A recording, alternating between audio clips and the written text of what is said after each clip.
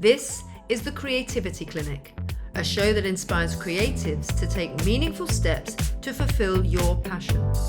I'm Kirsty Hunter, an entrepreneur and founder, best known for my work in creative education and business, working alongside incredible artists to fulfill their ambitions. Here I chat with experts from the diverse pool of creative industries, offering you insights, education, and the motivation to those wanting to make an impact in the creative sector. Well, here we are. Thank you so much for joining me. No, thank you. And I would love it if you could introduce yourself to everybody, please, so we can know who you are and what you do. So, my name is Martin Colton. I'm a podcast host now. Yeah. I do a podcast where I've been talking to creatives in many different fields. It's evolved over 300 plus episodes into something new recently. So actually this is a really exciting time to talk to you. Yeah. You're one of the first people I'm openly telling about this new and expansive way that the podcast is changing. I'm a podcast host. I'm also a theatre producer. I run theatre shows. That's my main business. Struggling failed actor.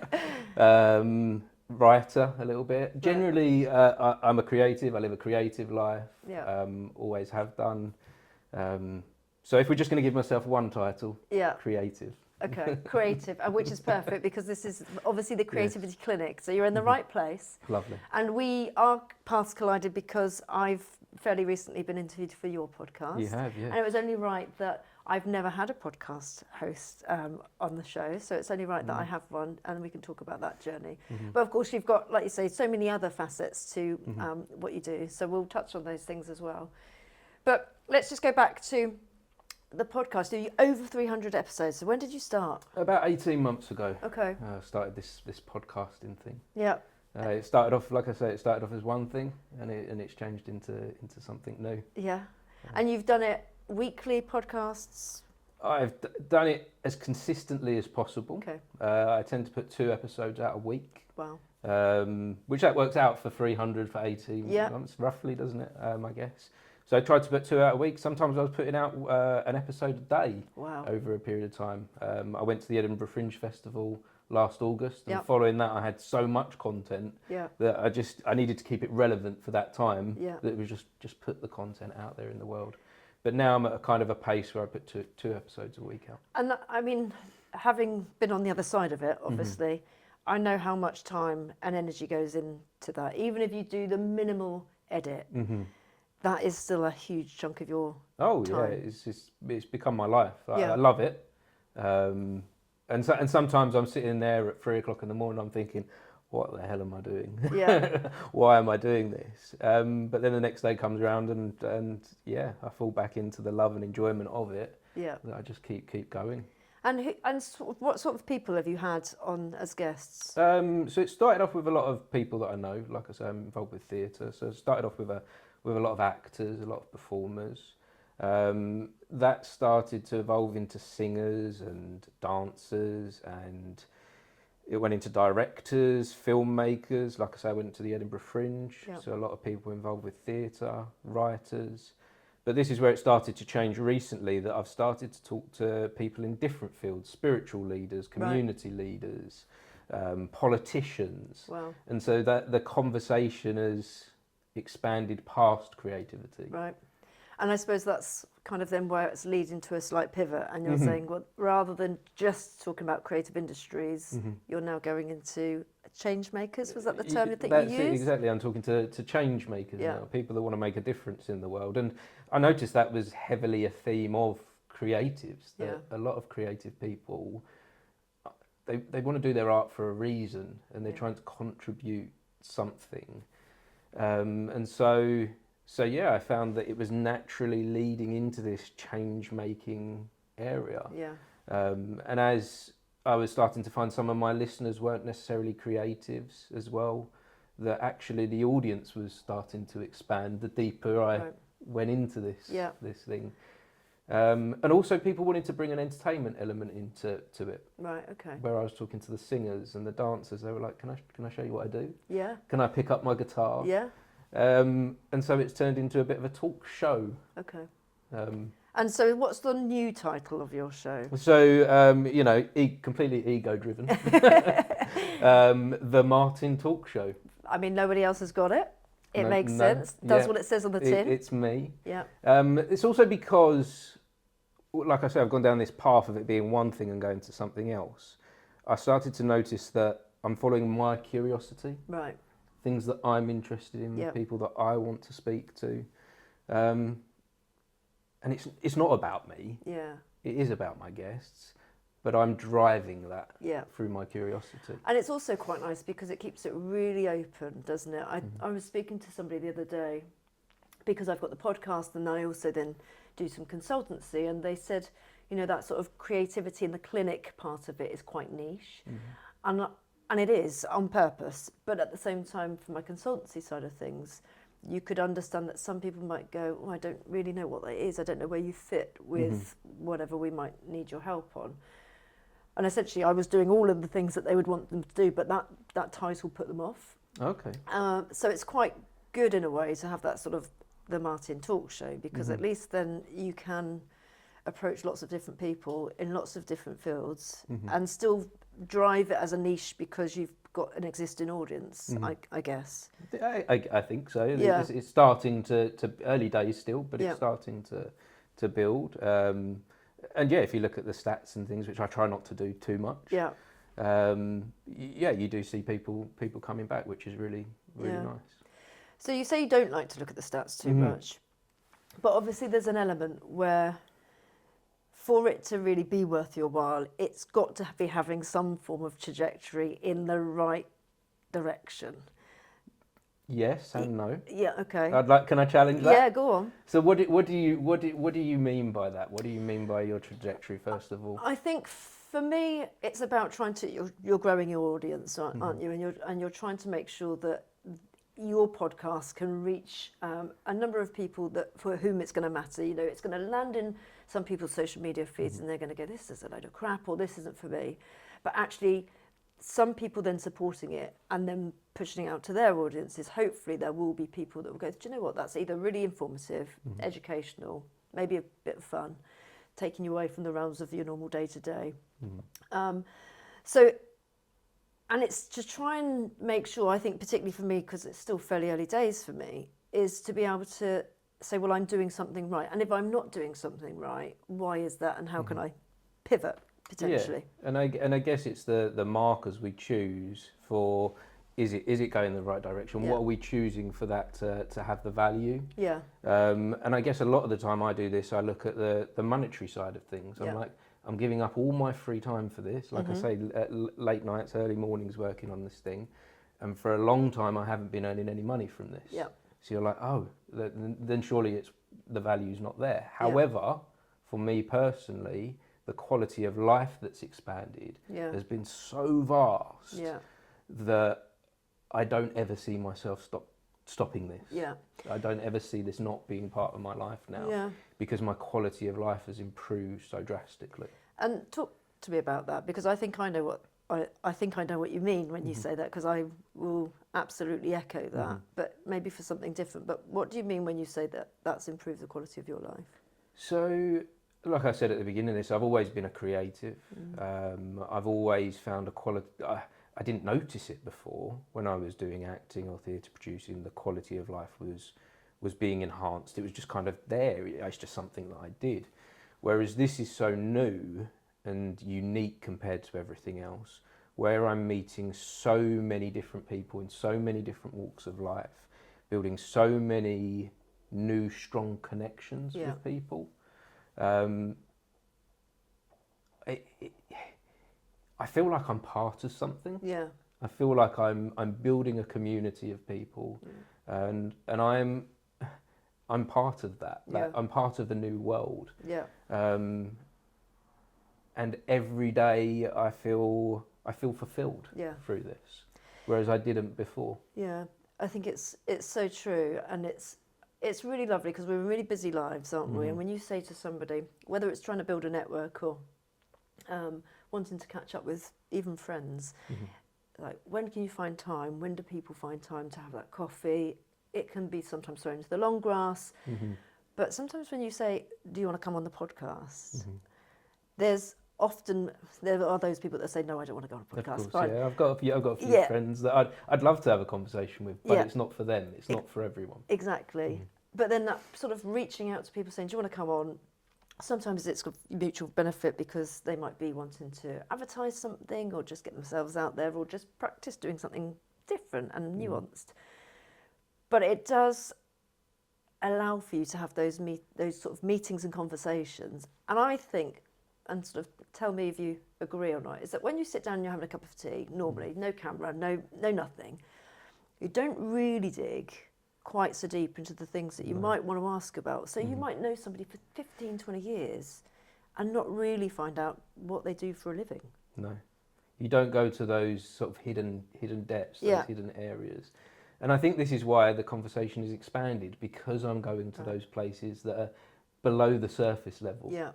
They're asking the whys and the hows and the just pushing the boundary a little bit further than you would over a cup of coffee. Yeah. It's having that conversation on purpose. Yeah.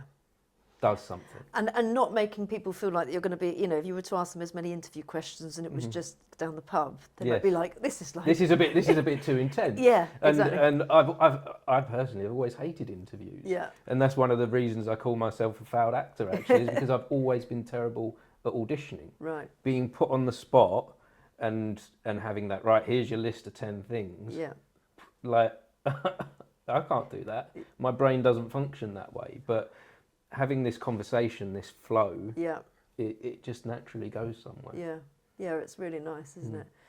So you've changed the name, changing the direction. We're going to see where that goes because it's still really fresh and really new. So it might not work. It might not work. It might ruin everything that's gone before. But I think that's kind of like the excitement of that. And you've built up, like you say, such a network of people already. It's interesting, isn't it? Because I think I definitely went through a moment where I thought, okay, I've got my list of connections of where I'm going to reach out to, and then I've got my other list of people that I might aim to get. Yes, yeah.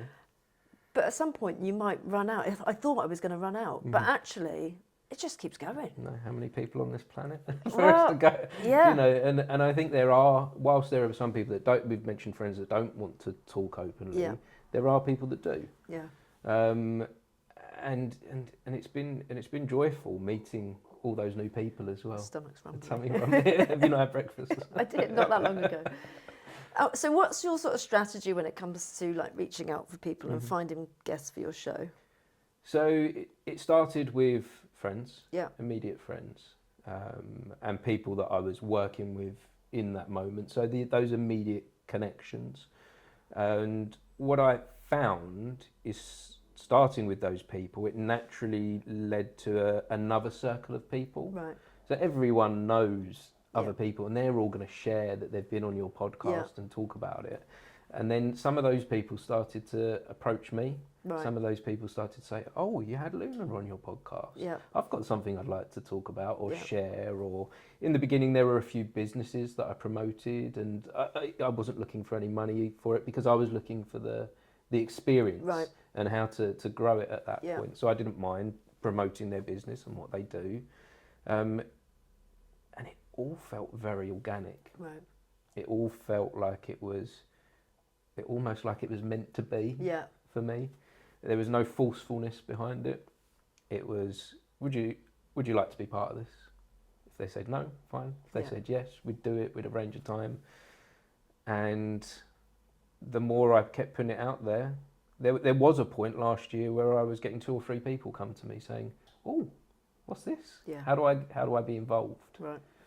Um, And how did you deal with those ones? Because there are going to be some times that people might want to be on it, and you might think, you'd be great, but maybe you don't just quite fit with the storytelling of that particular podcast. Is that something that you'd then sort of have to say to people, I'm really sorry, it just doesn't quite fit with the niche? Or did you just take them all on? In the beginning, no. Right. In the beginning, it was very much if someone wanted to be part of this thing, I was just very happy and pleased and excited for them to want to be part of it. And I thought And I think, I'm positive of this actually, that there's something to learn from everyone. Yeah. Even the people that may not necessarily fit into the niche, Right. maybe even the people that have the wrong kind of vibe, Yeah. that may be a little bit negative, because that's there as well. Yeah. There's something to learn from each of those people. So very much open. Yeah. Whereas now I've got that experience. Yeah. Now I've learned from the ones that are not quite the right vibe, or Yeah. maybe give off the negative energy. I can pick up on that quite 300 episodes Yeah. in and 500 people later. I can kind of get a good sense Yeah. who are the good ones, who are the not so Yeah. good ones, and what is the purpose of this? Yeah. What are you trying to achieve by being on this podcast? I think it's Yeah. quite important to me. Yeah. I had somebody reach out to me literally the other day on via email, and they were like, I think I could be great on your podcast. I don't know this person. And they're not even based in this country. So you kind of go, I don't think you've watched it, because I'm not sure unless you're willing to travel from Yes. Yeah. the west coast of America to here. Because I think it's really important to do in person. You do... I've done a few over Yeah. video chat. Yeah, I don't get you don't get the same connection yeah, as this. Yeah. I feel it's intimate. yeah, It's personal. As soon as you put that screen there, we all know it. We all did it during COVID, didn't Yeah. we? yeah, And we all knew how hard it was to talk yeah, to people over video chat. You just lose something. yeah. So I have done it occasionally, but I Yeah. much prefer. And I think, I don't know actually, but I think audience-wise, I think that they can feel that. Yes. It's that difference. And it's just a slightly different quality to it. I mean, you can do some great things with certain packages and things that can put it out there, and it can edit all of the stuff for Yes, you, yeah, which would, yeah. in some ways, you're like, oh, maybe I should have just done it online. But yeah, I think there's something quite unique about doing it in person. It just makes it a bit more special. One of my last podcasts I did of last year, I used Riverside, Right. which Yeah. is one of the easiest pieces of software to use for this. And I did it with a girl that's an artist that lives in Devon, Right. and I was drawn in by her art. Okay. So I found her art first of all, and I was curious to know more. So I wanted that opportunity to speak to her. I Yeah. knew I wasn't going to have the opportunity to travel down to Devon. Yeah. She said she wasn't planning to come to London anytime soon. So the only way to build that connection Yeah. was over video chat. Yeah. So I think it's got its place. Yeah. And that connection she might come on, and we might sit down in the future, and she might be do an in-person Yeah. podcast, and we can build on the relationship Yeah. and the conversation. But for now, to get it started and to Yeah. go down that road of curiosity, I think video chat does have a place for this. Yeah, I think it's probably right, and I think being open to sort of, I only do one a week. That's all I can manage. I don't know how you do it, but I have thought, well, what if I wanted to do sort of a second drop of maybe a shorter episode of 15 minutes or something like that? That maybe I would be open to Yes. starting that online conversation a bit more.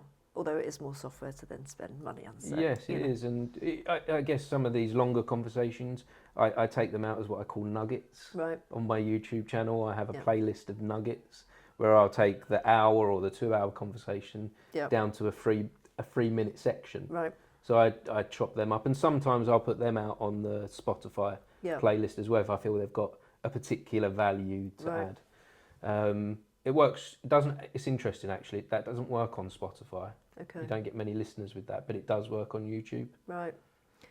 Yeah. So let's talk about that. So you actually use your distribution as Spotify. Is that, or what do you use as your distributor before? Yes, you so do it? I use Spotify. Yeah. It's a free hosting Yeah. platform. There are paid hosting platforms that you can use, but I find Spotify works very well. It's nice and easy, user friendly. And does that allow you to then put it out onto Apple as well, or Yes. is it's still? So you get what's called an RSS feed, Yeah. which is simply a code that you go over to Apple. You set a profile up at Apple, put the code in, and as soon as it distributes on Spotify, Yeah.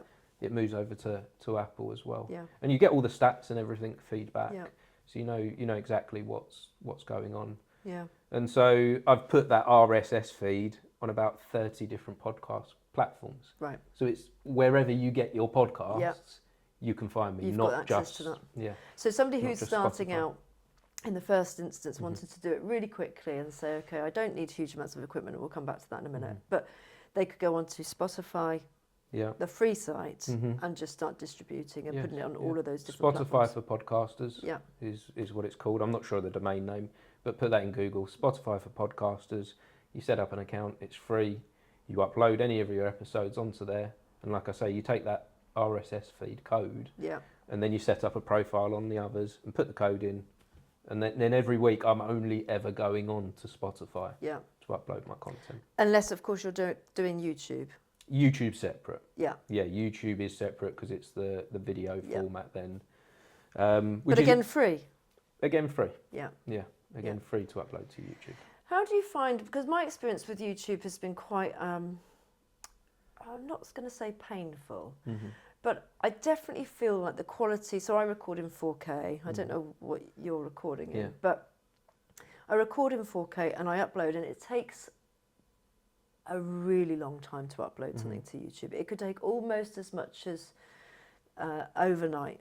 Okay. Yeah, really long time. And then sometimes you look at the quality of it and it downgrades the quality. YouTube automatically downgrade to 1080p unless someone's got their settings preset to have the 4K, so that it streams and buffers quicker. Yeah. So I discovered this after doing a lot of research, and so I've then tried to tweak it so it does that. But I also then find that I went onto Instagram the other day, and I've got a video that was there maybe a couple of months ago that was playing, audio absolutely banging, it's all good, and then now it's like you can barely hear it. And I just wonder whether there's this sort of thing that suggests that, particularly with small sites, is that they just start to maybe just go, we're not going to push this out. Yes, as it goes down and the views are going less, that they downgrade the quality of your video, so it's still there and accessible. But I think as we're moving on to social media sites, the social media thing is I see it as an abyss. That you put your information out there into the abyss, and it may get seen for a minute, but then it's gone. No one goes back and looks through the catalogue. They might scroll down a little bit and see like, oh, is this person really doing this thing, or is it a 5-minute thing they're into? And I like to think, you look at my stuff and you're like, no, this guy, he does this. This is legit. Because you can see thousands of posts. But for the viewer in that moment, you see something, you scroll on it, and that's it. You don't see it twice, do you? Whereas with the Spotify and the YouTube, you may go through the back catalogue. I mean, you say that. So I had, I've taken a break over the Christmas period, and it wasn't really planned, but it was like I put out an episode just before Christmas, or literally just before Christmas. Christmas episode, you did a special. That was nice. But it was like tumbleweed, because you just think everyone's so busy. They're not really on social media. They're out doing their Christmas shopping. And so I tried to repurpose a video that I'd used maybe a couple of weeks before and went, now let me push this back out again.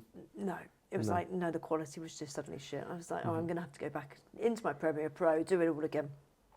So I suppose there are moments where you think, oh, actually, maybe I could use it, but actually it's a shame because it can't.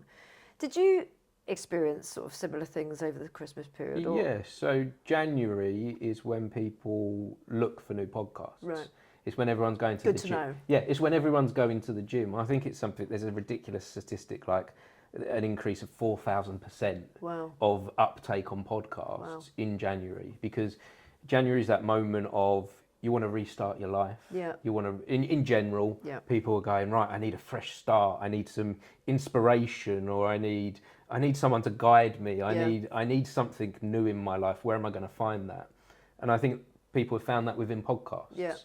So if you're doing a podcast, that is the time to make sure you've got your content out there. So I think don't start in January. Because you don't want to look like you haven't got any content. You don't. When have you gone onto a podcast that's only got 1 or 2 episodes?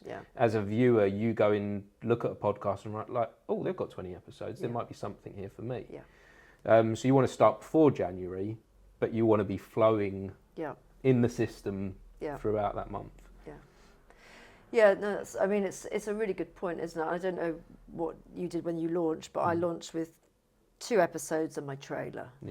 in the sort of like, let's hope that if somebody listens to this one here, they've also then got, oh, that was quite good, I want to go and listen to this other one as well. Because everybody's got to start somewhere, right? Yes, yeah. But like you say, you've got now over 300. Yeah, so and they've it got can be plenty a to pick case of where it can be a case, I can imagine, for the audience looking at it going, where the hell do I start with this? Yeah. But then if you think of like the big players in podcasting, like Joe Rogan, whether you like him or not, it's the number one podcast in the world. He's got something like over 4,000 episodes. Yeah.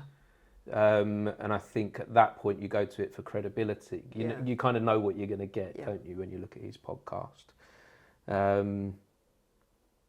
It's a funny thing, the audience, isn't it? I like do you know Rick Rubin?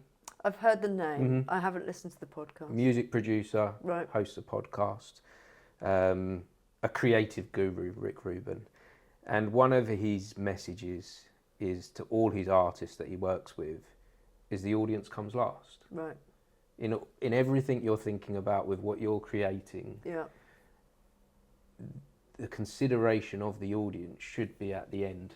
It should be your last your last box that you tick.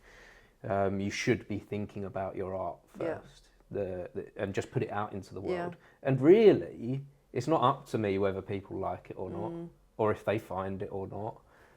It's just up for me to do the work. Yeah, really. It's really interesting, isn't it? Because on the flip side, in a business world, they would say audience is first. Yes, advertisers. Yeah, advertisers. All there in. I've had some experience with advertisers. I've had some experience with producers looking to purchase my podcast. Right.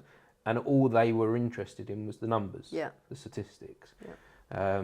When I met with some producers last year, I was very excited. God, these guys like the podcast. They didn't want to know anything about me, about the content, about the journey, about the hopes and dreams for the future. It was purely numbers. Yeah. Nothing else mattered to them. And then from that, I suppose they're going to have their own KPIs and what expectation that should be. So if you don't meet that, then they're going, well, it was really lovely to speak to you. And it's over. But also at the same time, I said that before them. Right. As I felt that. Yeah. I don't want to be in that world. Yeah. I don't want to be in that position of being controlled by the numbers. Yeah. And I also, having been in this a while now, understand that you can buy them numbers. Yeah. So those numbers, if I had financial backing or I had money in the bank right now, I can make all them numbers look wonderful. Yeah. Tell me about that, because I've done a few paid for ads when it comes to sort of social media pushes. With varying levels of success, if I'm honest. I don't know if there's any rhyme or reason to whether those paid ads have then generated more listenership. No. I actually don't think that most of them haven't. I do think timing and certain things seems to have a bigger impact. But can you get more can you pay for more people to listen and push it out in other ways? How do you do that? You can get the right audience to listen if you're looking for a particular thing. Yeah. This is from my experience of doing theatre shows, for example. Right. Most of my theatre shows are pantomimes. Right. And so I know for pantomimes from before the internet that mums are generally the ones to buy tickets. Yeah. 95% of the tickets sold for a pantomime is bought by a mum. Yeah. So I know with my advertising that I want mums to see the advertisement. Yeah. Losing how to speak words now. Advertisement. I want mums to see that first. And you can do that on Instagram, Facebook, TikTok, Twitter.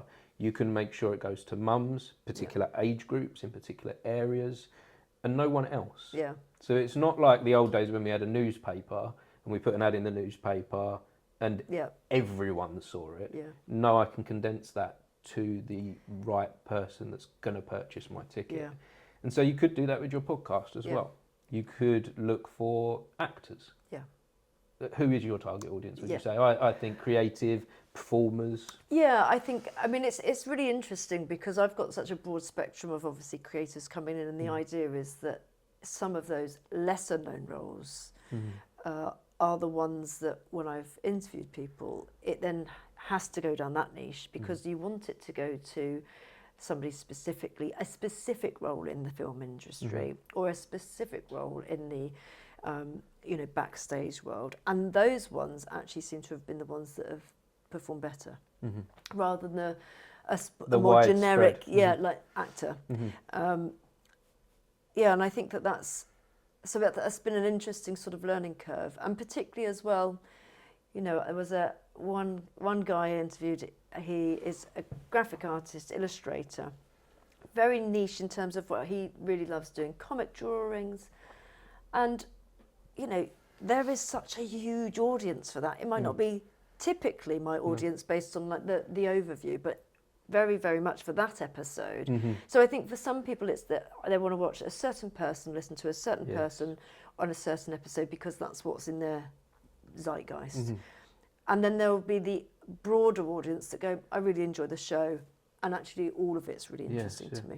So it's probably playing around with, depending on episodes, to say, this is going to be specifically for mums or whoever it might be, and this one's then probably something that falls into everybody's sphere. So moving away slightly from the marketing side of it, but still attached to the marketing, who your guest is important for Absolutely widening the reach of your podcast. So I've had a few people, some like I've said, change makers, people that are known in the world, that you can find a few well-known names within my podcast that have all happened organically, and being in the right place at the right time. But you can also reach out to named people that everyone will know, to be on your podcast, but they will want a fee. Because they know the impact that could have on your podcast. So I have done some reaching out to some people, but that fee, again, if you can afford that, if you can afford for someone to sit down with you for £3,000 an hour, you have to go, is that £3,000? And is that typically the sort of numbers that you get thrown? For a I don't want to mention any names on this to put people in an awkward position. But let's say a UK celebrity, household name, you're probably looking between £3,000 and £6,000 to be on your podcast. Is about the average. And it's not cheap, is it? No. But I guess. But then you can go, all right, what will that do? Is it an investment? Or is it too much of a risk? Because how many other episodes of podcasts is that person on? And maybe have a look at. I think all these things need a bit of research, don't they? Before just going, right, I want to speak to, and I think they're going to expand. What have they done for others? And are they maybe too oversaturated? For instance, you see some of these actors and performers, and Alan Carr. He was on, in 1 month, he was on like 60 podcasts. Wow. He just went round one to the next, to the next, to the next. God, must be so boring. Well, a lot of the content was being repeated. How new and fresh can the information be if you're doing 60 interviews, conversations within a month? But for some of those podcasts, it did raise the level up a little bit. Now, I'm not saying I know how much Alan Carr, would charge. Alan, you're very welcome. Welcome on the podcast. You're very welcome here. Although probably we might need to negotiate on the numbers. But then some of these people won't charge because they might like what you're doing. They might be like, right, I want to be part of that. And I think that's a world that I would rather move into. I would rather be in a space, in a position where people say, I trust Martin. I like what he's doing. And I want to be part of this. I want to be part of this conversation rather than me handing money over for someone to be part of it. No, and particularly when at this stage, or we can kind of delve into this, but when it's not making you any money, to have an outlay, it's because you are not necessarily spending too much money, but you are travelling to where you're doing your recording, but it's that time where you could be earning money elsewhere that you're inputting into that kind of podcast. So it is still costing you something already. Oh yeah, I'd say it's hard to put when you've done something for 18 months, there has been some income from my podcast, but I would say I've probably put in about 5,000 to 6,000 into the podcast, if not a little bit more in that 18 months. And that's not including time, that's just money into equipment and travel. And simply that. Yeah. So anybody that wants to join on either one of our podcasts for free, we're like fully up for that. But also, I don't ever want to be in a place. I know that some people charge people to be on their podcast, Yeah. so they charge the guest. Now, if I'm being true to following my curiosity, I don't want to be ever charging someone to be on the podcast. No, I mean, I suppose if you were going on Stephen Bartlett's show, for example, you could probably understand why you might be. I don't know, and I don't know whether he does charge, by the way, but you can imagine why somebody might go, well, that actually does give me a huge. There's a huge boost to the individual. Yes. Yeah. So you can kind of understand that would be beneficial, but there is a mutual benefit there for both the parties. So it does seem a little bit. I think weird, if someone wants to, this is where I have earned money from the podcast. Yeah. Is if someone wants to promote their business directly. So Right. if they come with an agenda, Yeah. and they're saying to me, right, my business does this, Yeah. and I need this episode to go out for this date so I can share it on social media. Yeah. I'm like, okay, we can work to those timings. Yeah. We can work the conversation to that agenda. Yeah. But then there's the cost. Yeah.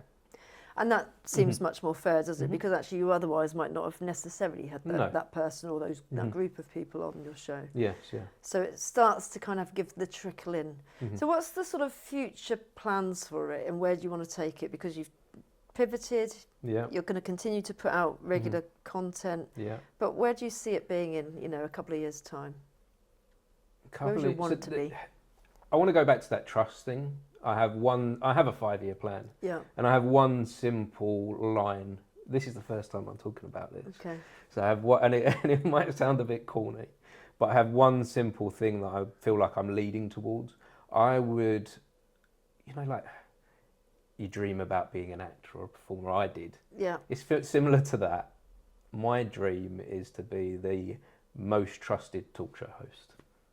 The number one most trusted talk show host, where people want to and feel like they can talk to me, trust where the conversation is going to go, and we can explore new realms through that. And that's simply it. That's where I'm looking to go. Yeah.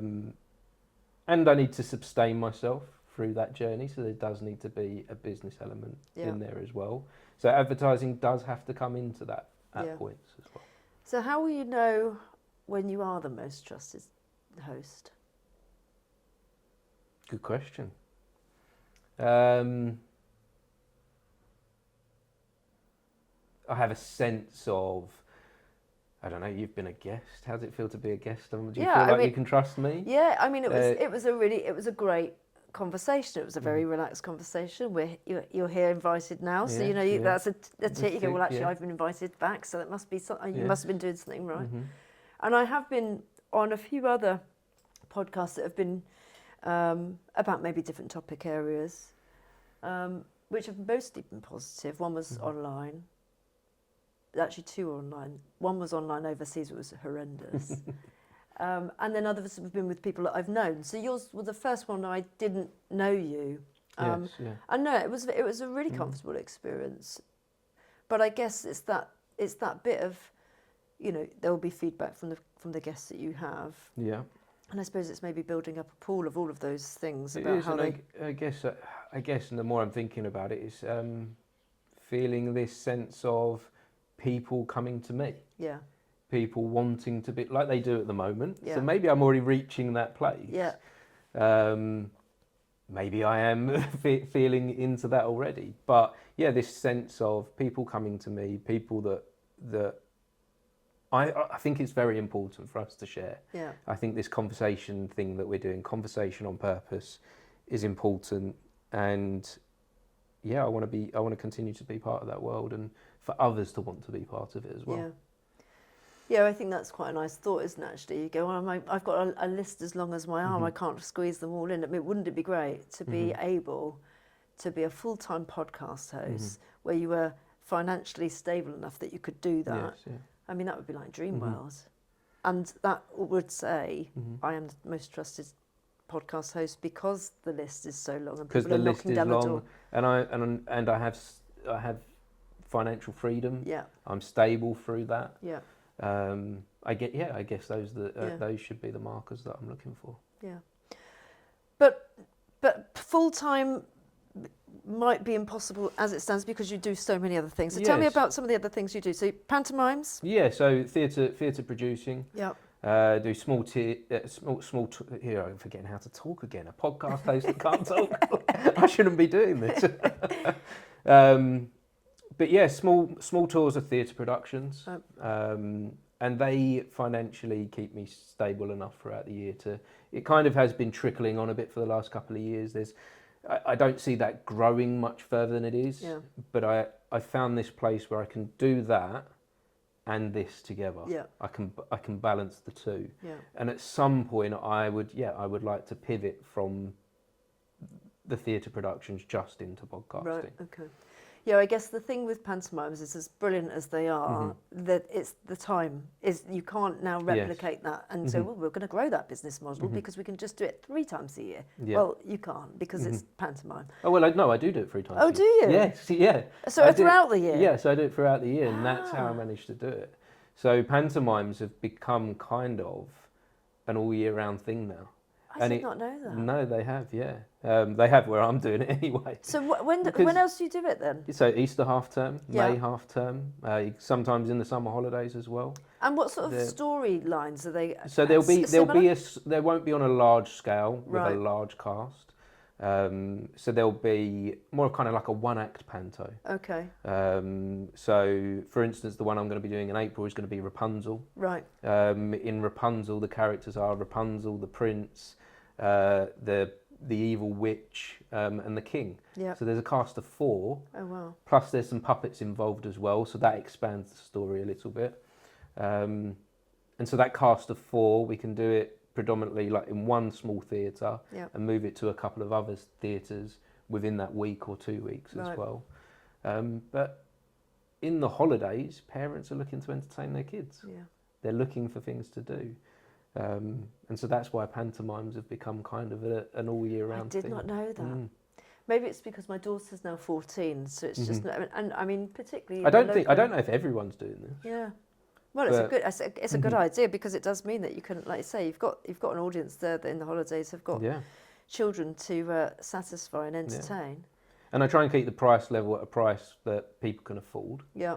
The more Christmas panto can tend to be a bit more pricey because the demand is higher. But I think with these things, I'd rather have an audience there than not. Yeah. And a parent myself, I know the struggle that can be to get through a half term. Yeah. So if you can take your children out I tend to do pricing around £10. Right. That you think, oh, I could take my kid out. Yeah. I can get them out of the house for a couple of hours. Yeah. They can be entertained, and that can kind of break up the whole day for them. Yeah. In half term for not too much money. Yeah.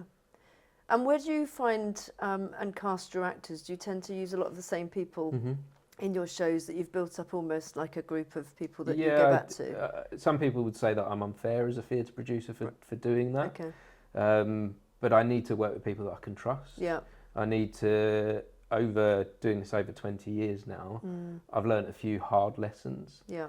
It is hard bringing new people in because performers want to tell you they can offer you the world, but they don't always know the hard work that goes into doing something like a week-long show where they're doing 14 performances in 5 days. Yeah. They don't fully, if they're fresh out of drama school, it tends to be, they don't fully appreciate what might go into that. Yeah. And it's often about just keeping up with the pace. And also you can learn that sometimes someone can come along to an audition and they can be great at auditioning, performing, but then they're not great with children and families. Yeah. So that kind of skill set, I think, takes time to know if someone's got that. Yeah. And I've built up a good pool of people that I can call on. Occasionally, I'll have to look for new people. I was going to say, because sometimes you like, well, I need a certain character, and there's nobody within my pool that maybe quite fits. And I have done. And last year I auditioned and found someone new, and it all worked out fine. Just before COVID, I had to find some new people, and it didn't work out so well that I had to stop the whole show. Oh wow! I had to say this show isn't going any further because I just didn't have the right the right mix, and it wasn't worth the risk. Yeah. And I would imagine you lose quite a bit of cash at that point. Yeah, so it's a business at the Yeah. end of the day. So you can't always be fair in business. Yeah. How does that work with a theatre? Because I'm assuming that you obviously book out a theatre Like for you a say, couple of weeks. Yeah, so it's the risk of a theatre Yeah. producer is that you put the money up front. Yeah. So if you feel like the group of people aren't working or aren't going to produce the work that you need, then at certain times it may be safer as a theatre producer to pull it, Yeah. because there's also a reputation to look after. Yeah. I've only ever had to do that once, Yeah. but I would prefer to go to that option than risk the reputation of Yeah. the company for the next half term Yeah. or the next production.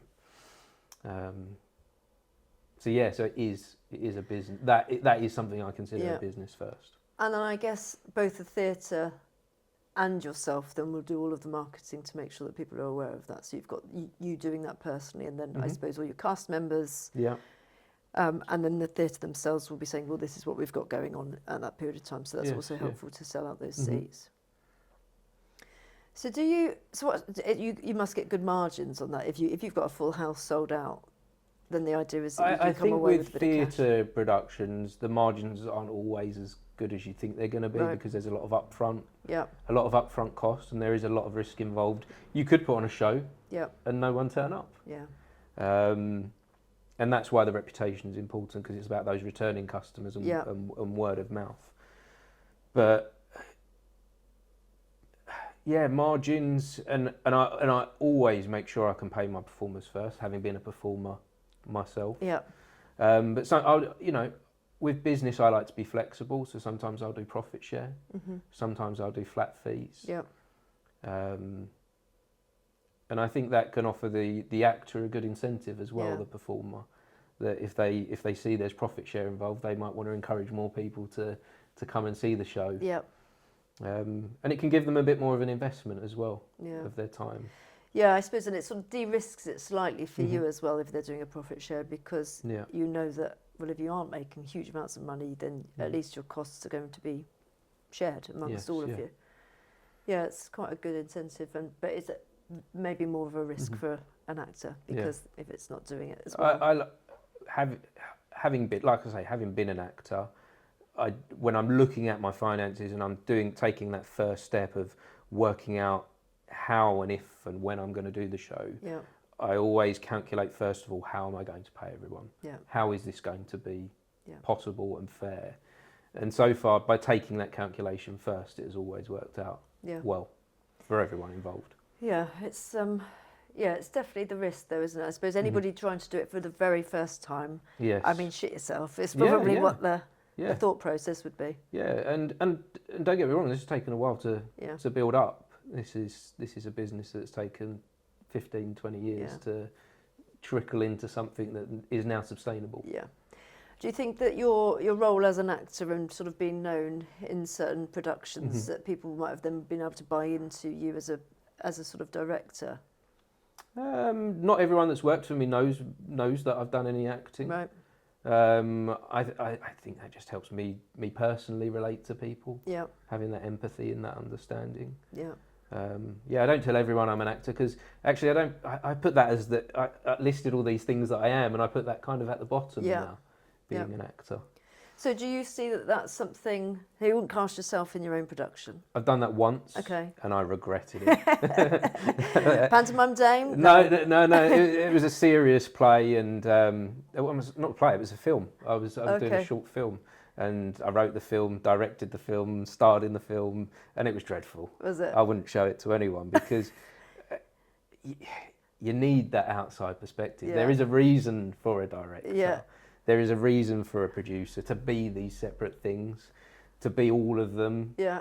Just no. But it was a learning curve for It was you. a learning curve. I was like, never again, and I won't show that to anyone. Yeah, brilliant. Oh, I'd love to find that somewhere. It is out there. Yeah. But, Literally nobody's seen it. my mum's seen it. And that's it. And did she say, yeah, it's Yeah, the of right? course. Yeah. It's It's the awful. best. No, she says it's the best thing ever. Too supportive, my parents. But yeah, no, it didn't. That I don't think that works Yeah. when you self-direct. I've seen other people do it as well, unless you're an A-lister Yeah. and you've got other forms of support around you, And you can afford to pay for and all you of that can support. and you can yeah. afford to pay for that support and not have all those assistants. Yeah. I don't think it works. Yeah.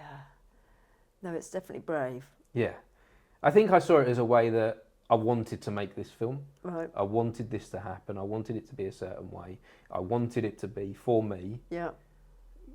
But in somewhere in there, I just lost my way. And Do you think you'd go back to that script and do it with somebody else? no, the script was poor as well. Okay. Yeah. It's all and just and, rip it and up. actually, when I was looking at that, I was looking to do that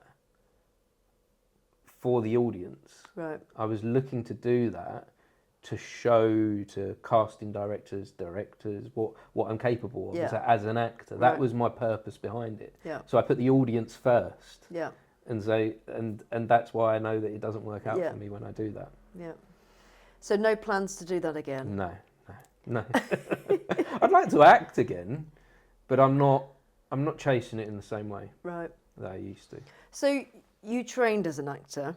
Is that what happened? Loosely. Okay. Loosely, I went to college, Yeah. BTEC Performing Arts. Right.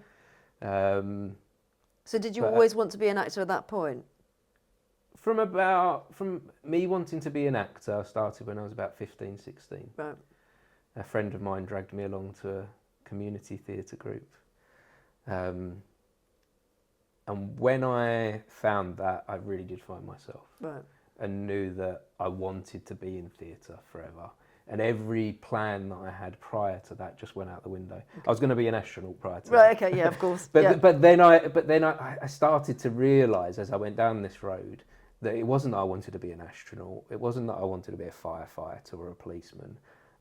I wanted to act that part. Right. I wanted to play that part. And recently I turned 40, and my mum gave me a photo album of when I was a kid as a present, Yeah. with all these pictures of me playing dress up. Brilliant. As a child, that's all I did was Yeah. dress up. Every day I'd be wearing a different costume. Yeah. So I had this performer in me, Yeah. but I didn't understand what it was, Yeah. and I thought I had to fit into a role in the normal world. Yeah. Whereas actually, when I found theatre, I realised I could fit into a role within pretend world. Yeah.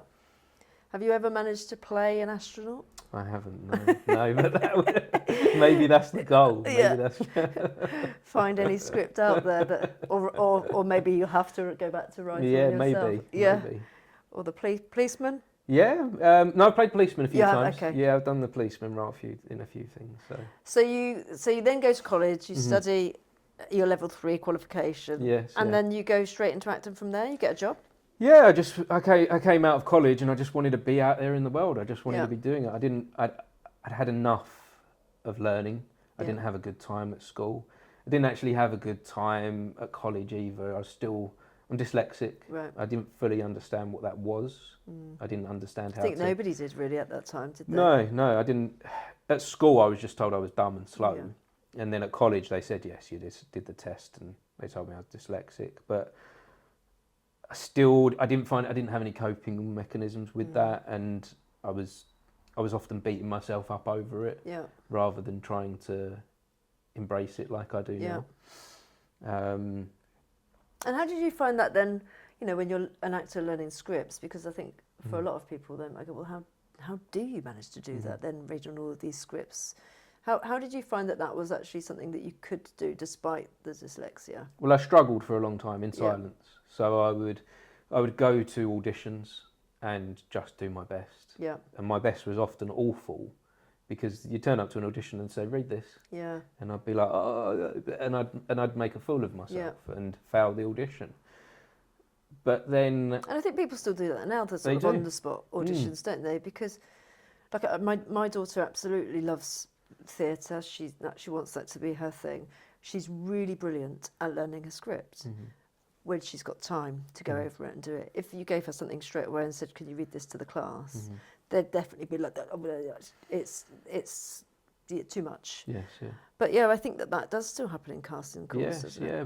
But I found that as soon as I was honest Right. about my struggle, not once has anyone not been supportive to me. Okay. Not once. I remember I went to this audition for a sports advert, and the woman just said, do you want to stop for a minute, because you're not reading what's on the script? And I said, and I felt like crying. I said, I'm so sorry, I'm dyslexic, I can't read this. She was like, why don't you just tell me you're dyslexic? I was like, well, because you're busy. And she was like, if you just said you're dyslexic, I'd have given you the script and said, come back in an hour. Yeah. Like, take your time. And after that, I always told everyone, whenever I was given a piece of script, I said, look, I'm dyslexic. Do you mind if I have 10 minutes longer? Yeah. You know, sometimes I say, have you got time for me to have this for 10 minutes? Yeah. And more often than not, they'd say, come back in an hour, Yeah. not 10 minutes. So really good piece of advice. If you are anybody that's going for an audition and you are dyslexic, you have any learning, slow processing or whatever, any learning difficulties, then actually be really upfront and honest about it, because hopefully you'll then get given the time that's required. And I've going back to the whole podcasting thing, I found that the honesty, only good things come from it. Yeah. Being honest. Sometimes in life, difficult things come from honest, but it always leads to something good. And in a professional setting, the more I'm honest, the better it's worked in my favour. Yeah, I think, and people really can relate to the vulnerability that people show, can't they? And I think that's one of the really interesting but important things that I've got out from talking, and you'll probably find it with a lot of your guests, is that some of them are doing so exceptionally well, and in the big world of social media, they go, oh, they must be doing, you know, they must have loads of money, or they must be doing so well, because obviously we're putting ourselves out there. Our best self in front of everyone. And everyone goes, oh, look, you're doing really great. You must be rolling it. And so many people have gone, no, it really isn't that. Whether it's financially or, you know, emotionally, personally. There's still a lot of other things that go on behind the scenes, aren't there? Yeah, and I've felt that through that honesty and being your true self with people rather than that fake self, people are more embracing and more open and more empathetic. Yeah. Because none of us have got this right. None of us know what we're doing. No. We're all, you know, some of us are trying we're not all trying our best, but some of us are trying our best. I like to think the majority are trying our best at this thing called life. And and if we can be open about that, it allows the next person to be open. Yeah. How do you find now, because obviously the acting world is definitely a grueling world of there's a lot more no's than there are yeses. Do you think there's something in the fact that now you don't have to put yourself in that sort of position where you're going to just get the no's all the time? Oh, my life is in my hands now. Yeah. You know, it might not be perfect, but every day I am under my own control, and I didn't realise I wasn't enjoying that, but I really wasn't enjoying that. Yeah. That thing of every week, every day, not knowing what's coming next, and will someone like me? Will someone want me? That isn't a concern of mine now. No, and I don't want that to be again. Yeah, I think it's really difficult, isn't it? Because it's really difficult not to take personally if you get a knockback from something. But you think, well, I think I'm good enough, but sometimes it's you've got the wrong look for a certain role. There's a million reasons why you get that. Somebody's got in their head, And even when you understand that, so my brother's a filmmaker. Right. He's a director and a producer, and he's 12 years older. So growing up, I watched him in the industry from that side of it. I watched people auditioning for him when I was quite young, and I always got this, even before I wanted to be an actor, I could see that it wasn't about them personally, it wasn't about their talent. That often I'd see my brother saying to people, no, you're not right for this, based upon their hair colour.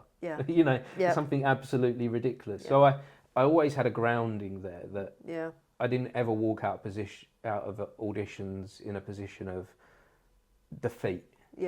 Or self-loathing, or not wanting to pursue this any further, because I had that strong grounding of this is not about me, but that doesn't make it any easier at the same time.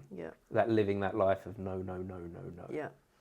And I guess also that sort of freelancer world of, well, this is great right now, but I've got to make this now last for as long as I need to, because I don't know when the next great is coming.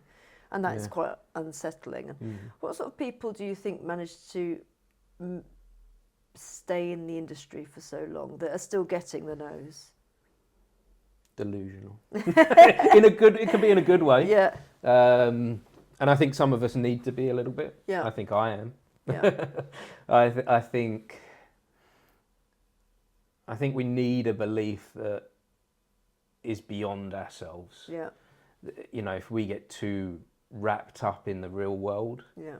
if we analyse every little thing, I don't think we'd go anywhere. You definitely can't be a perfectionist Yeah. and be seeking a career in the arts. I don't see how that would. I've never seen someone like that be able to push it to a certain level. I think we need consistency and persistence as well. Yeah. This is not a thing that you say, I am going to do this within a certain time period. Yeah. And if I don't do it by a certain age, I'm going to give up. Yeah. I think if you say that, I think you're already Yeah. ready to give up. Yeah, instant gratification it is not. And, Yes. And it's that wonderful young lady called Jacqueline. She was my Christmas edition, and she was talking about how, you know, by 24 she'd really hoped that she wanted to have achieved X, Y and Z, and sort of then gets to 24 and has that little meltdown. And then suddenly sort of goes, oh, I'm looking at somebody who's 30 and they're only just getting there now, and maybe I was not too ambitious, but just the timelines of what I was sort of expecting myself to achieve. And I think we all do that. I've done that myself. I've made the same mistakes now in my 40s, starting a new career, going in a different direction, going, right, I'm going to be able to do this and achieve this by this time, and suddenly getting the kick in the teeth to go, yeah, that's not happening. No.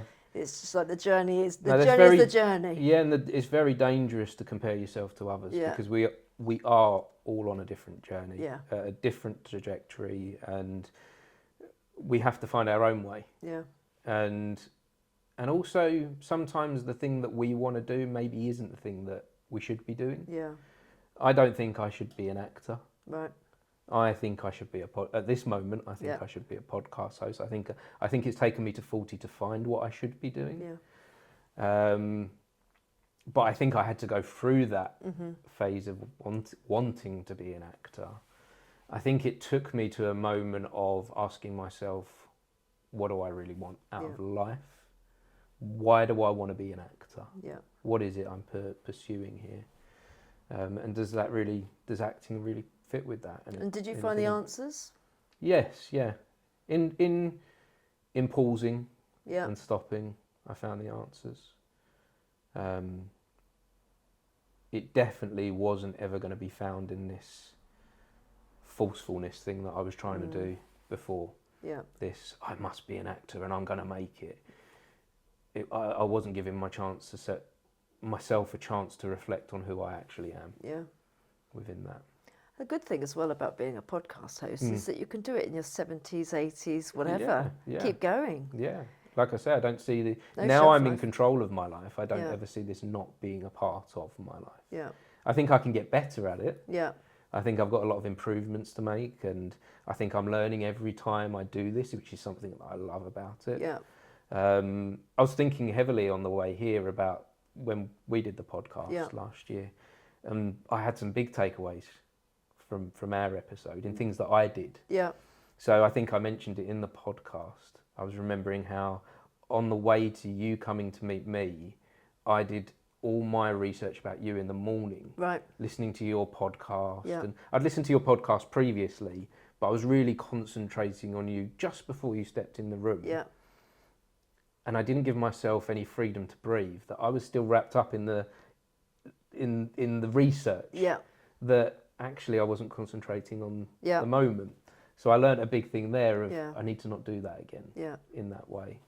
And when I come away from this today, I'm sure there'll be things Yeah. for me to learn here for next Yeah, time. I think it's really interesting, isn't it? Because some of the earlier episodes, because I'm still really new and green in comparison to... You don't come across as new. Well, thank you. You come across very, very professional. Well, I've been talking to people in my career all my life. You know, that's part of the job that I do, whether it's young people, whether it's talking about people's careers, whether it's line managing people. So it just feels really natural to have a conversation and be as real as you possibly can.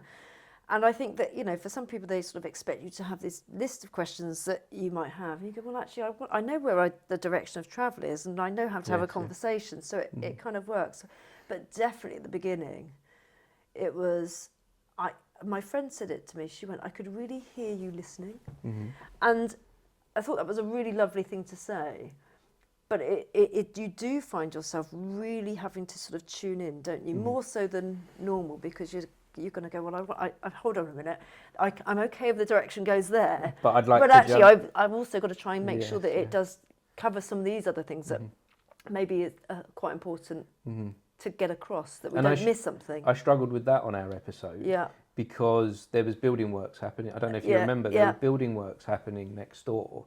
And what I should have done, I knew that would be a distraction for me, because I knew earlier in that day that was going on. So I probably should have rearranged our podcast. Yeah. I probably should have said to you, can we do this another day because of this situation of there's building works going on next door. But I thought, no, I can work through this. But actually, I know myself, and I can't concentrate with external noise. Yeah. If I'm doing work at home and my kids are making noise, I can't continue in the focus that I need. And we need focus for this. We need to be here. Yeah. And so, I'm learning. So if I come into a situation again like that in the future, I'll say this isn't the right time for this. Yeah. Or I'll try and change the environment in some way. Talk to me about that environment, because we were in a really cool hotel at King's Cross. Yes. How did that come about? Well, this is where I'm going to get spiritual on you. Okay. Okay. So and I've only really started being spiritual since the podcast as well. Okay. So if you're not spiritual and you're listening to this, you can say that I'm nuts. But I do feel like something else is at play here. Right. I do feel like things are happening that are outside of my control, and pieces are coming together in this kind of organic way that I don't fully understand. Okay. So have you heard of The Secret?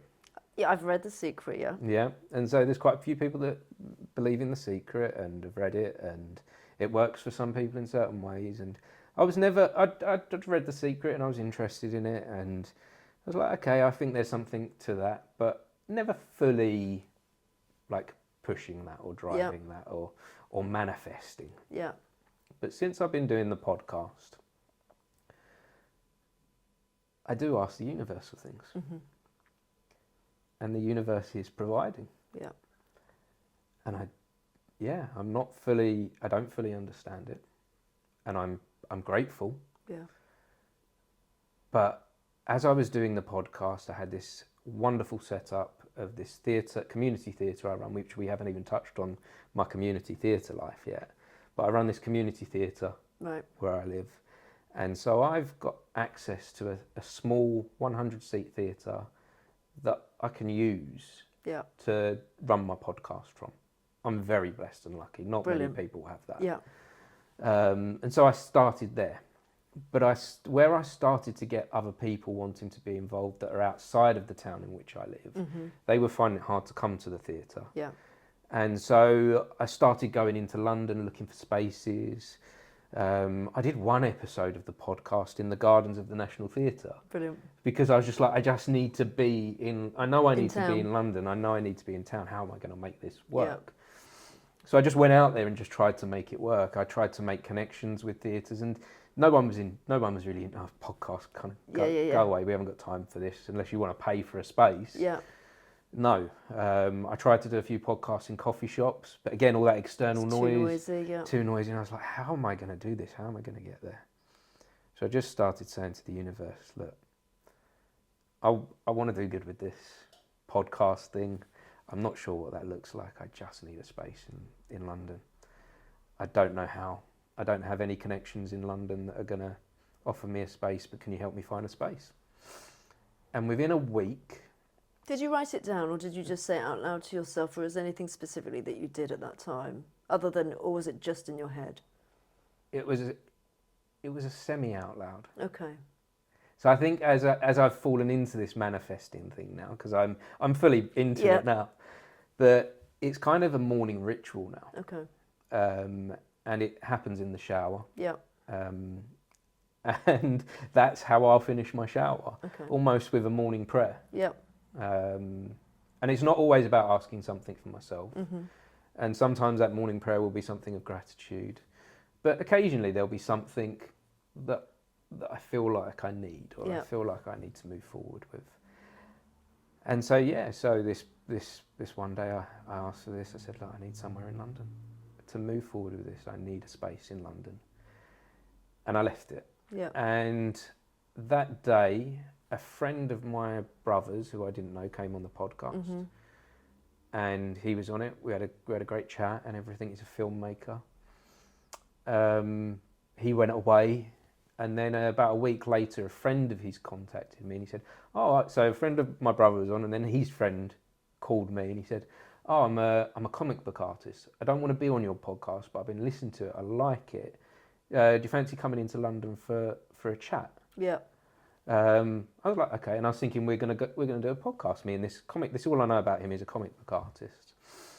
I go and meet him at this hotel, and he's talking to me about his comic book and his ambitions with that. I'm like, this is all great. Yeah, let's talk about it on the podcast. He's like, no, I don't want to talk about it on the podcast. I just want to support you with what you're doing, and maybe there might be some way you can help support my comic book. I'm not sure how that's going to work, but I like what you're doing. Yeah. I'm like, okay, yeah, maybe I'll share your comic book with people. Yeah. And he's like, well, I'm the architect of this hotel which we're having coffee in. I designed this hotel. Gone from like comic book artist to... So it turns out he's an architect. Right. I'm like, wow. And he's like, yeah, I've designed 6 or 7 hotels across London, and I have full access to them. And if you want to use rooms here to do your podcast here, go ahead, whenever you need. And I'm like... And that was like days after. This is like the days or within a week of saying this manifestation of I need a bit of help. And you were like, yeah, because it's a great hotel. It's wonderful. So beautifully done. Yeah, it's creative as well, so it fitted with the theme. Henry, the architect / comic book artist, he's become a good friend. Yeah. Still not interested. I still keep trying to get him on the podcast. Still not interested. He just wants to support what I'm doing. That's brilliant. He's just interested. He just is interested in the theme. He's interested in the way that I'm doing this. And he's like, yeah, how can I support you? And that's so nice to meet people like that as well. And I mean, what a lovely example of, I don't know what it is really, because it's funny because I started to meditate fairly recently. And again, just trying to be much more open about trying to ask. And I read The Secret many years ago. But I reread The Celestine Prophecy not too long ago because it's on the same sort of lines about really trying to make sure that you're trying to be in charge of your destiny, I guess. Yes, yeah.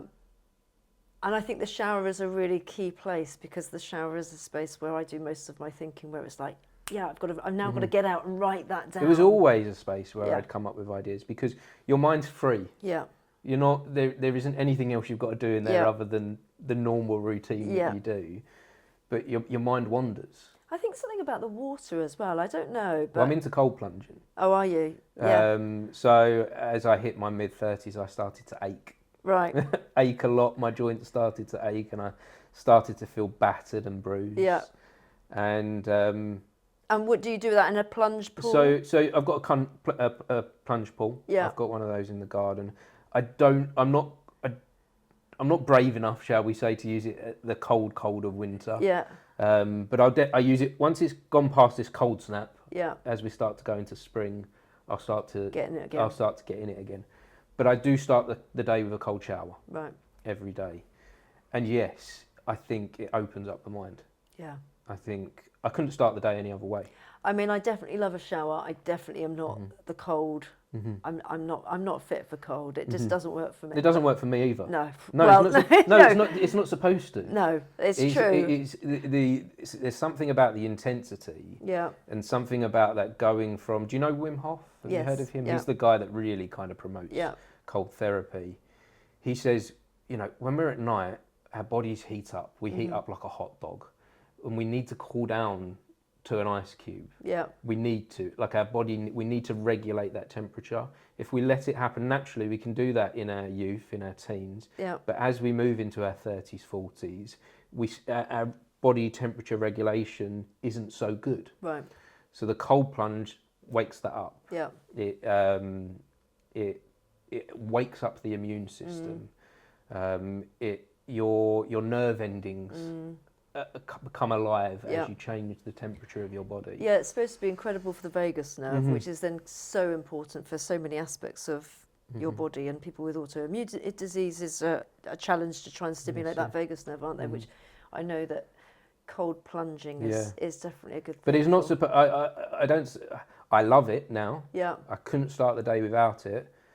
But I also hate it. Yeah. Like, it's not something that I'll ever be in front of the cold shower going, oh, yeah, come on, I got... Yeah. You know, every morning I have to give myself a little psych up and then go in. Do you, and this is me trying to find a cheat's way out, is do you have a shower and bathe in warm water and then switch it to cold? When I started to. Yeah. So I'd start with warm body temperature. Yeah. So it's not too much different because you're tired. Yeah. You don't want to go 3, 2, 1, go. Yeah. 3, 2, 1, go is my wake up every day now. 3, 2, 1, go, get in the shower. Right.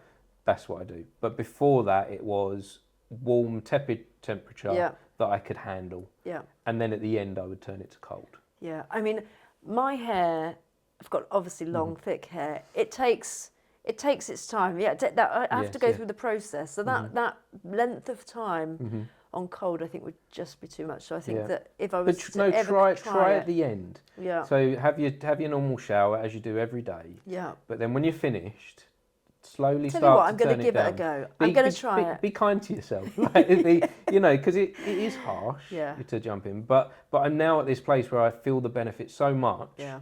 That I don't want to waste time with the tepid temperature. Right. I want to get straight into that cold water. Wow. Have you got any other examples where you felt like your manifestation has like really gone, I asked for this and the universe provided?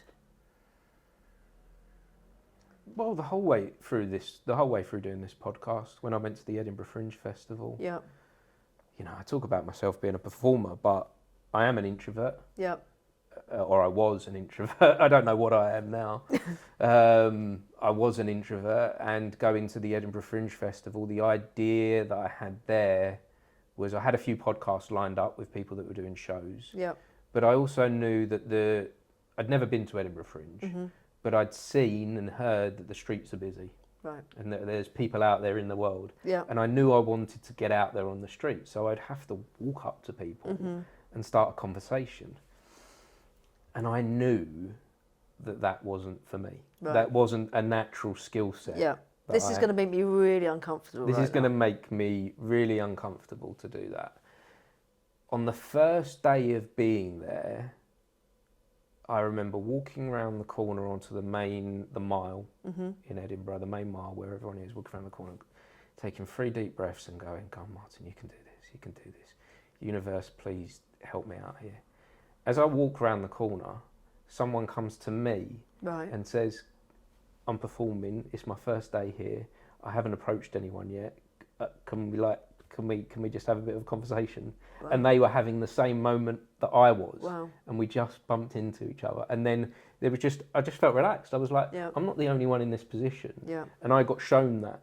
Yeah. While I'm all wrapped up in my own mind about everything that I'm thinking and feeling, there's also 100 other people that are going through the same thing on that street. And immediately I was relaxed. Immediately I was like, I'm okay here. Yeah. And actually I've got a few questions to ask you now. Yeah, as well. exactly. And exactly I went into that. Yeah. So as I went around this corner, they asked me for help with their confidence. Yeah. And it was like, well, actually you can help me and I'll help you. And it all went well. So you did some recording on the streets, like camera, phone? Yeah, recorded on my phone, had 2 walkabout microphones. Yeah. One tagged here and I'd hold one out in front of them. Yeah. And that was that. Sometimes it didn't work. Sometimes my equipment failed on me. But in that week, I think I recorded 20 full podcast episodes in a week, and I recorded over 100 street interviews. Wow. Not all of them got shared Yeah. because sometimes, like I said, the equipment would fail me. Yeah. Sometimes the conversation wasn't always that great because not everyone's up for having a conversation on the street. But the experience was always valuable to me in that week. And what did you want to ask them when on the street? Because obviously a traditional podcast, you've got like a whole suite of things that you want to try and discover about that person. But if this is just short, sharp, how do you get to the crux of where you want to go in such a short space of time? Being open. Yeah. I was coming from a place of never having been to the Fringe Festival before. Yeah. But an understanding of what it's like to be a performer, theatre producer, someone within the arts. I understood that world, but not at Edinburgh. Yeah. So I didn't have to overthink it all. Yeah. I could completely follow my curiosity. Yeah. What are you doing here? Yeah. What is this? Why are you trying to get people to come to your show? How does being on the street help you? Why Edinburgh? Yeah. Why this festival? Have you been in before? And it could start with one question. I had a lot of questions, naturally. Yeah. But you'd start with one thing, and as you know from podcasting, it leads into other things. Why did you want to go to the Edinburgh Fringe? What gave you that sort of thought process in the first place? Because I mean, it's a great idea, but had you known other people that had done that, or you just suddenly thought? Not through podcasting. Yeah. This is another thing that I've discovered in the last 18 months, is that I'm in a place now where if an idea comes to me, I have the freedom to follow it. Yeah.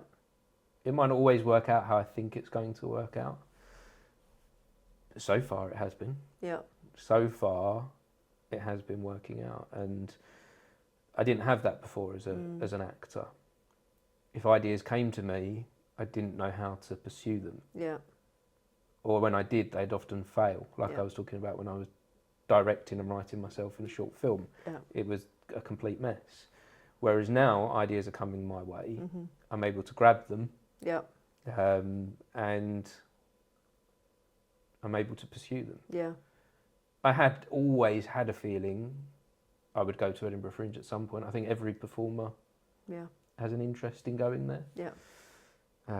Have you been? I've not been, and do you know what really upsets me is my nan used to live on Princes Street, right in the heart, many years ago, and I was like, why have I not made the most of it? She now lives down south, so it's the cost of the accommodation. This is one of the things that put me off, actually. Yeah.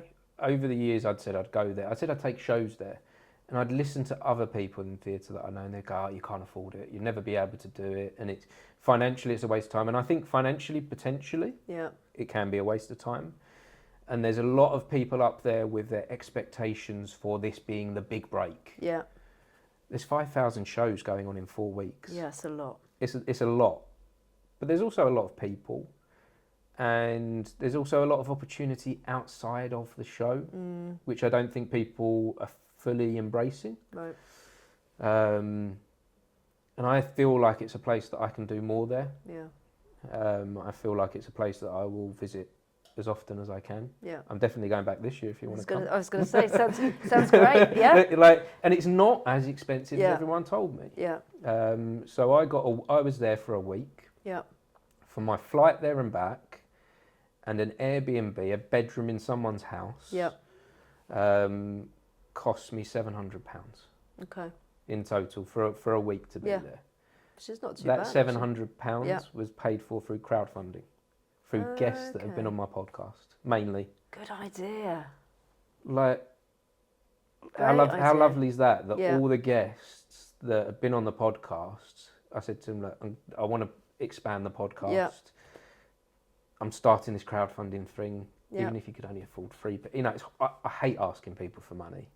I don't like that at all. Yeah. So I was trying to position it that I'm not asking for money, but if you want to buy me a coffee while I'm there, that will go a long way for me to be able to pursue this dream. And from a little message like that to people, £700 Amazing. was raised. So I guess crowdfunding, because you've had so many guests, over 300 guests, that actually they can just then buy you a coffee, and it adds up to quite a bit of money to pursue the dream going forward.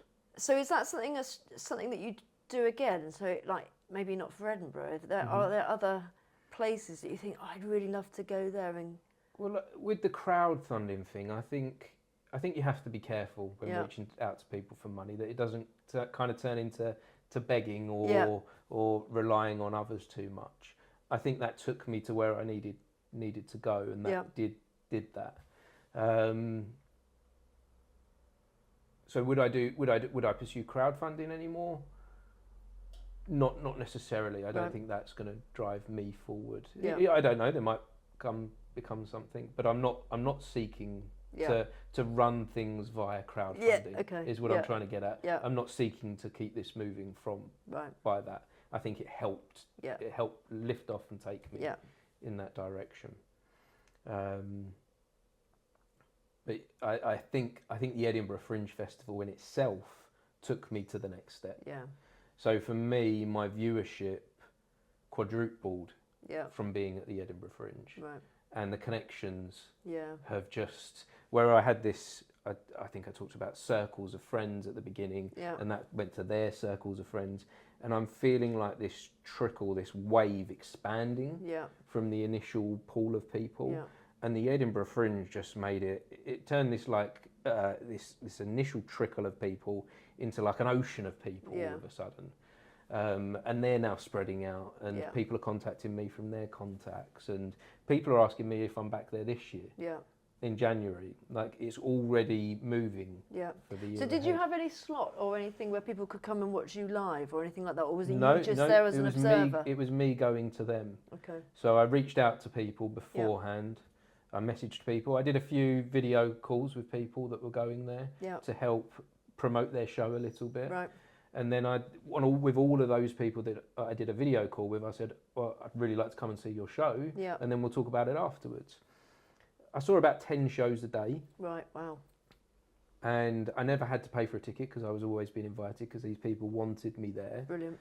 And then after their show, we'd find a quiet corner somewhere, and sometimes it wasn't quiet. Yeah. There's one really good episode I do with this guy Tom and Joe, a comedy double act, and we do it in a pub. Yeah. It is really noisy in the background, but it's also really fun and funny. Yeah.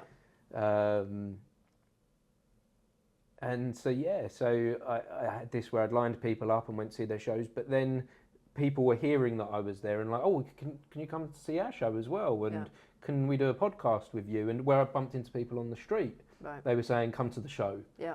And a couple of people asked me to do reviews of their show, which I did. Don't feel fully comfortable with that, Yeah. but they need it. Yeah. Normal audiences Yeah. will choose what show they're going to do based upon reviews. Yeah. Of course. So they need the reviews, they Yeah. need the comments. But I don't really feel that's not really Yeah. what I'm doing. Yeah. I'm not here to review. No. I'm here to more kind of explore and comment. Yeah. So Edinburgh Film Fringe again this year, Yes. and then have you got anything internationally that you think I think that could be a Yeah, Venice Film Festival. Right. My brother goes there every year. yeah So I'd very much like to go to the Venice Film Festival this year. But I'm not making any plans past January at the moment. Right. So I've got a big thing happening this month okay. that I'm working towards. Tell me about which that. I had mentioned to you a little while ago, just slightly, just a little bit. So I'm going to break a world record on the podcast. Okay. And this is what I mean by these ideas come to me now. Yeah. And I'm in a position to do something with them. Yeah. And so I had this idea one morning. I wake up and I'm like, I want to break a world record. Well, I've got a podcast. What can I do with the podcast? And Yeah. I start looking into the podcast, what world records have been on podcasts. And some of them are quite like boring and things like the amount of claps on a podcast. Right, okay. And there's the longest continuous podcast, which is still ongoing. Basically, someone's pressed record on a live stream and Right, they haven't okay. turned it off. Yeah. And I'm like, no, I don't want to do anything like that. And then, doing my research, I found the largest number of guests on one episode. Okay. What is that number It's currently? currently 137. I mean, that's a lot. That's a lot. The episode lasts for 13 hours. Wow.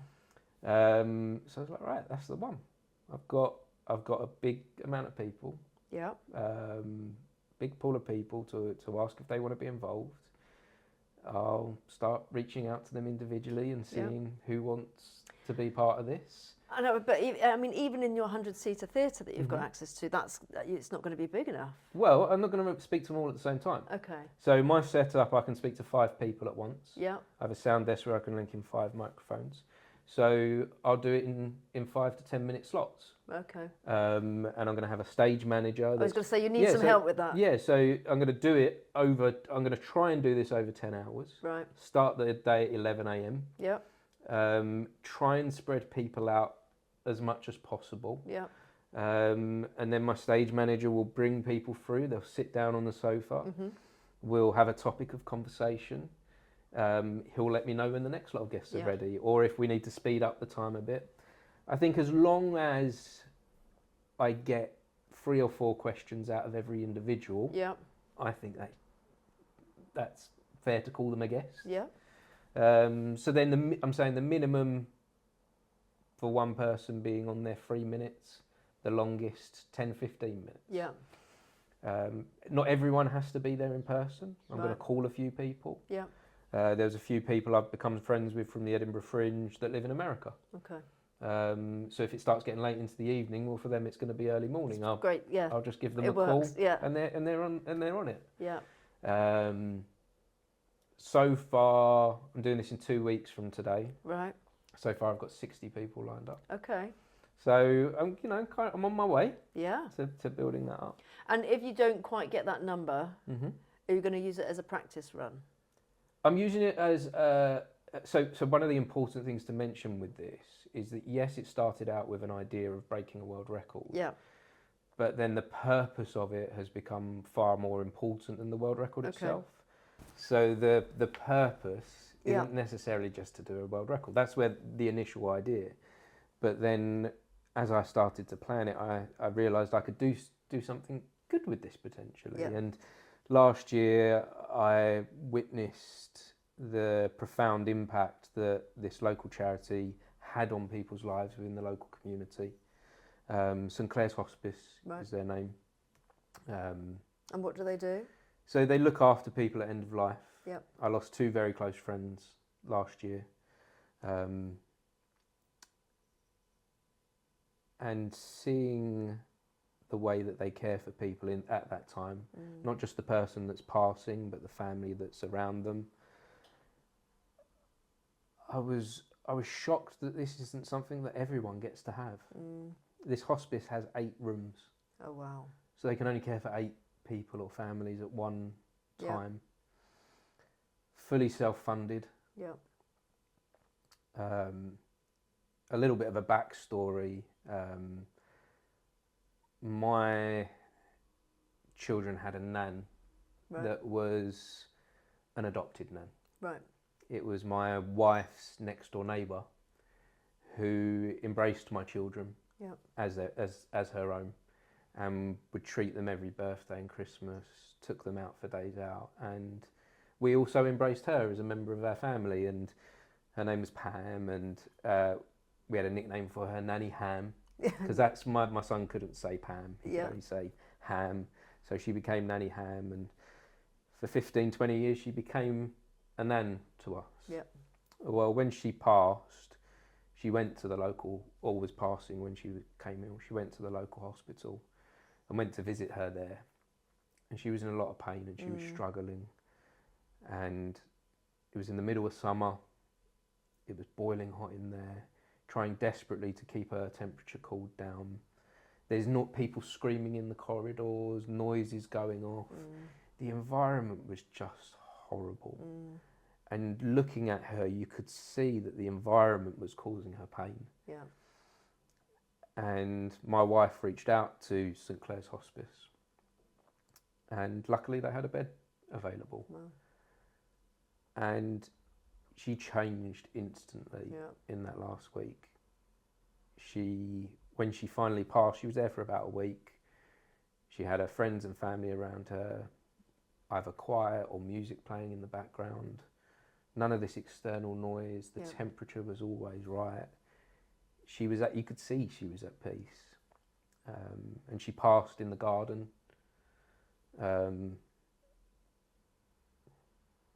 Sorry, I'm having a moment. No, it's all right. Have a moment. It's funny, isn't it? Because we've got a local hospice to us. They're amazing, St Christopher's Hospice, and we used to take students in, and they would share their artwork. And when I say their artwork, that could be creating music, and these were people at end of life care. And it was just really profound to see sort of 16, 17-year-olds working with these people, retelling their stories of the war, or just their life through song, or maybe just doing a performance for them. But it was just that sort of offering of still trying to make the most out of a very, very difficult situation. Those last moments, yeah. And I was just completely oblivious to that these places existed. The importance of them as well,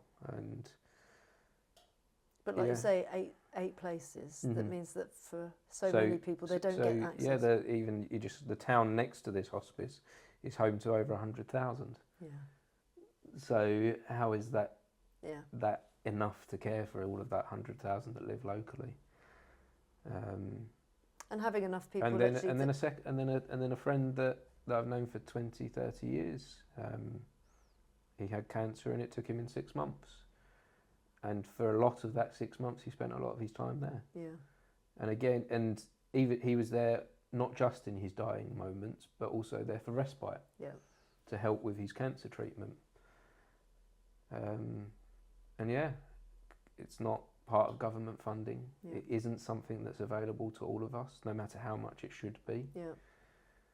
And so I've never given up any of my time or resources to help a charity before, but I knew that this was something that was important, and maybe more of my effort should go on to things like that in the future. And maybe this is just a start of that. Yeah. So how can people support you? What will they do? They sponsor you? So yes, I've set up a GoFundMe page, which pays directly to the charity. Yeah. So people can donate £1 or more if they wish. And whilst I'm doing this world record, I'll be constantly promoting the GoFundMe page. Yeah. Constantly promoting the charity, making people aware, hopefully not crying continuously through the podcast as I explain the benefits and the importance of the place. And does it work with the GoFundMe? Because I know this of some sites is that you have to sort of set how much you want to raise. Is it almost better to put a lower number, because if you don't hit the target, you almost don't get the money? No, so with this particular GoFund, so I reached out to St Clair's first of all, because I wanted to know that they would be happy to be associated. Yeah.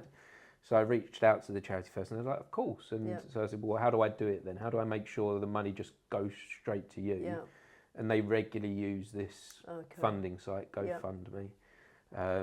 They don't take any commission off of the value that's donated. Brilliant. So 100% of whatever you donate goes to the charity.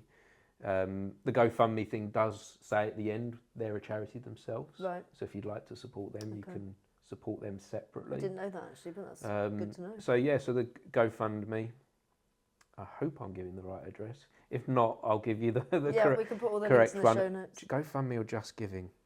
It's not GoFundMe, it's Just Giving. Rewind. Just Giving. Just Giving. But I'll give you the thing so you can add it to the comment if there's an opportunity to. But yeah, I'll constantly promote that through doing the world record.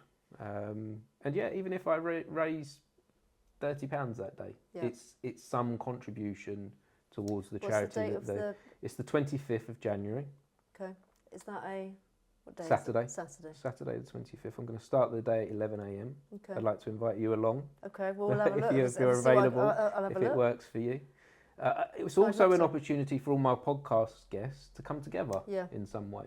Even though it's spread out throughout the day, there's going to be opportunities to meet people there that you wouldn't necessarily have come across, especially within the field of creativity. Yeah. So a good networking opportunity for you. I just loiter the whole day. Yeah, just loiter the whole day, picking people up. I don't need to go to the Edinburgh Fringe. I'm just going to be there. You just come to my podcast, But I do feel like I've met so many great and wonderful people they need to know each other. Yeah.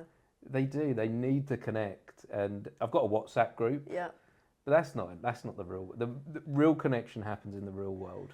It was at the end of last year, for anybody that I'd had already on the podcast, and a few people that are supporting, I did a Christmas party and just hired out a small little speakeasy down the road.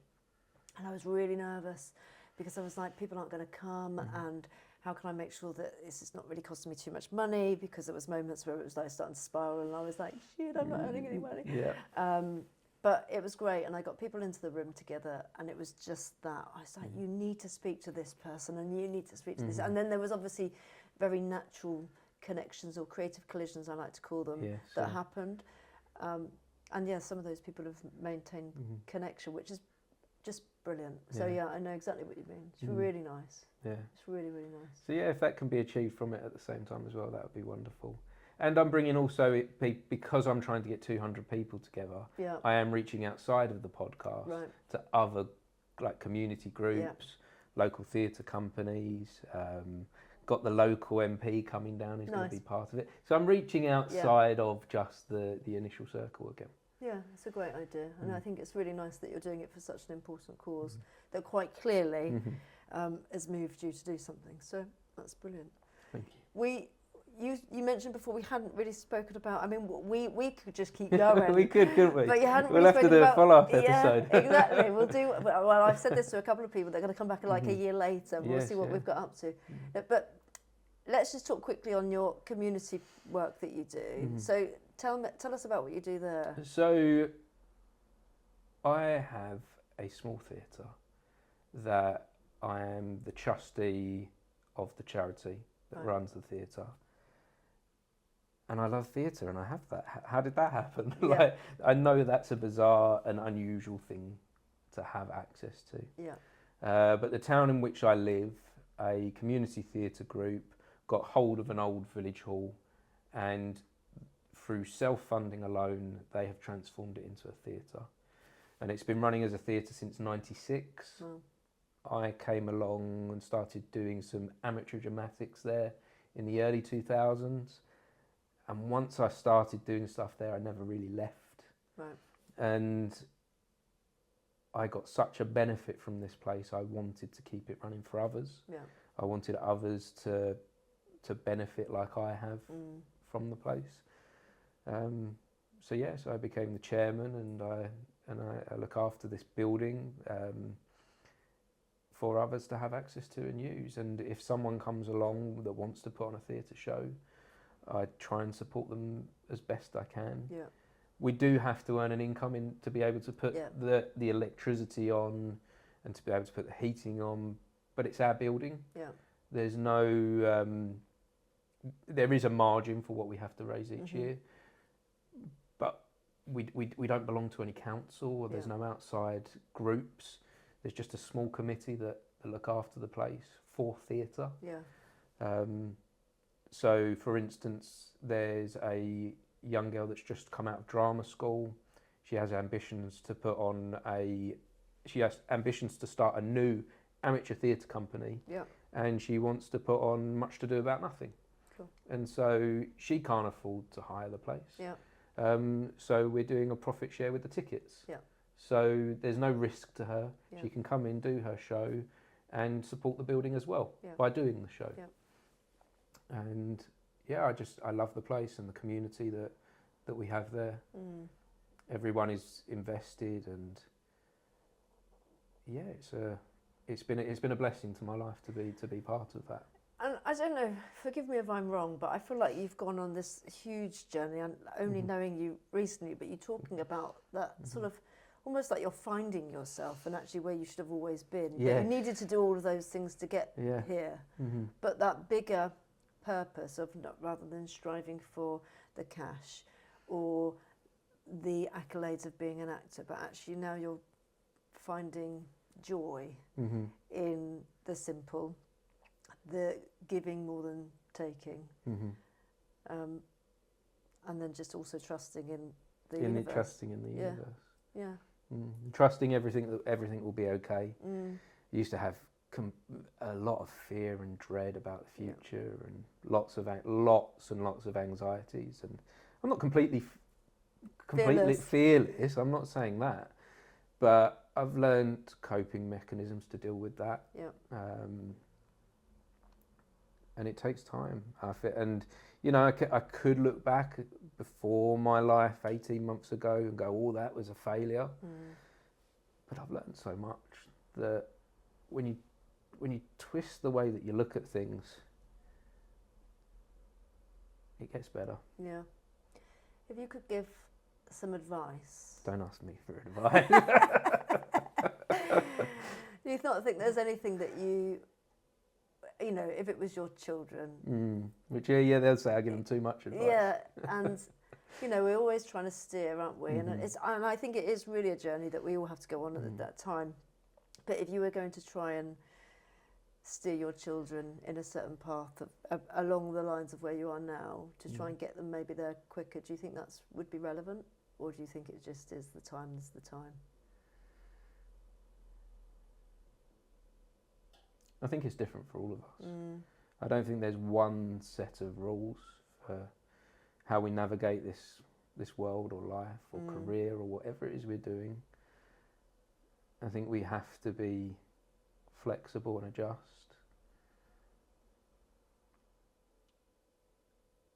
I think we have to find something to have faith in as well, which I didn't have that before. Right. I do have a faith in the universe. Yeah. I do have a faith that this this world is more than just about me. Yeah. And I think that's quite freeing. Yeah. Whereas maybe quite a lot of what I was doing before was quite ego driven. Yeah. Whereas I'm trying to come away from that now, and it feels a lot more peaceful. Yeah. I love that. Before I let you go, I always ask my guests if they could make a recommendation for taking people to a different realm they might not have thought, whether it's a book, a play, a piece of music, anything at all that would be considered creative. Is there anything you could recommend? A book that had a huge impact for me last year was called Big Magic. Right. Elizabeth Gilbert. She's the writer of a bestseller called Eat, Pray, Love. I've heard of that. Eat, Pray, Love is, people are very familiar with that one. I think the book was made into a film as well. But she wrote this book about her creative journey, called Big Magic. And it is about believing in magic. Right. And I do. More so than when I was a kid. Yeah. I believe in magic more now through going through the process. And it's about embracing that magic and listening to someone else's journey, going through this creative process, reaffirmed some of the thoughts and feelings I've been having. Yeah. So Big Magic. Big Magic is one I would suggest that every creative read. I will put it on my list. You should. Yeah. Big Magic. That's it. No, thank you. It's been lovely to have you. And yeah, I appreciate being here. Thank you.